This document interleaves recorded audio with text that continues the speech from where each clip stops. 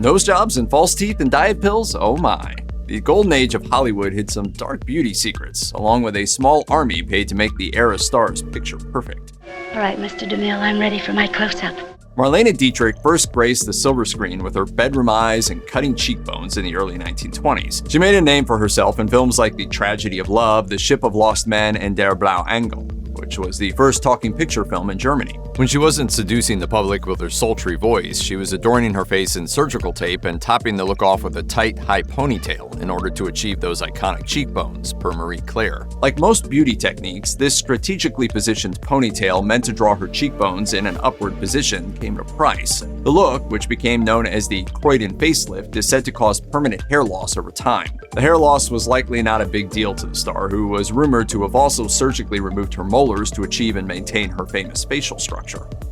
There has been much ado about racial discrimination and the harmful perpetuation of stereotypes during the golden age of cinema. What's spoken about less, however, is the whitewashing of actors hailing from minority backgrounds. Take, for example, Rita Hayworth, who held the old Hollywood title of the All-American Girl. Marie Claire reports that in order to achieve this prestigious title, Rita Hayworth, whose birth name was Margarita Carmen Cancino, had to shed much of her Latina heritage. This included her name and also her hairline, which was originally a full inch lower on her face. After some extensive electrolysis treatments and applications of lighter hair dye, Hayworth's transformation was complete. This might have been a hair-raising experience, but it was in no way unique to Rita Hayworth. Marilyn Monroe is said to have undertaken similar procedures to remove her widow's peak.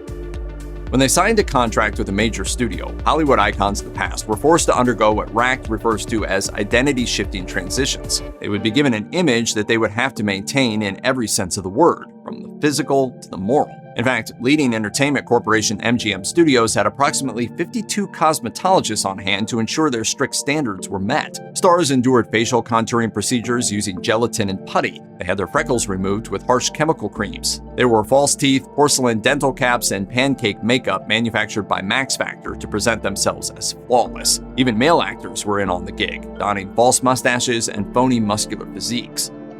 According to Harper's Bazaar, beauty was so sought after in the early years of Hollywood that the phrase looks over talent became a backstage motto for most. Well, Gil, how do I look? You look all right, Red.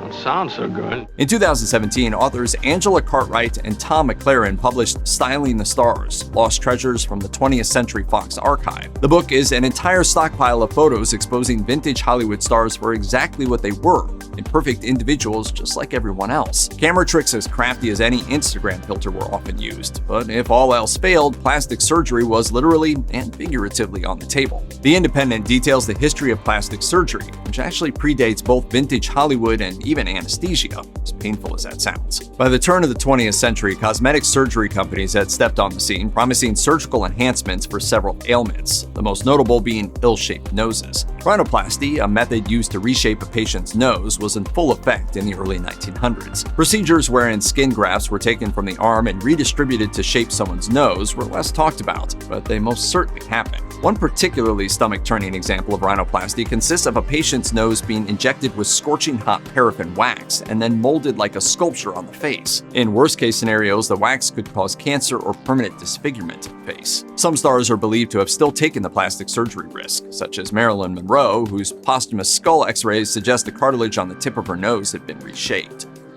Drug use was a dark secret that eclipsed the golden age of Hollywood, but not all drugs were used to alter an actor's state of mind. They were also notoriously used to alter their appearances. The most well-known example of this is perhaps also the saddest. For the film classic blockbuster The Wizard of Oz, young star Judy Garland was force-fed copious amounts of harmful pills in order to keep her weight down and her energy up. Why, my little party's just beginning. Biography reports that Garland died at age 47 due to an overdose as a direct result of a substance use disorder, which many believe started with the studio. This very same struggle was common among other stars who were also encouraged to take dangerous drugs to maintain their trim, on-screen figures. According to history, 50s actor Joanna Moore was prescribed mood and image-altering amphetamines for weight loss, which her Hollywood doctor elusively described as vitamin injections. Dr. Lee Siege of 20th Century Fox spoke candidly on the subject years later, telling Marilyn Monroe biographer photographer Anthony Summers, pills were seen as another tool to keep stars working. The skinny on those weight loss tactics only gets worse. Harper's Bazaar reports that weight control wasn't optional for these classic vintage stars. It was built into their contracts, further driving the incentive to go to drastic, sometimes deadly lengths. If you or anyone you know needs help with addiction issues, help is available. Visit the Substance Abuse and Mental Health Services Administration website or contact SAMHSA's National Helpline at 1-800-662-HELP 4357.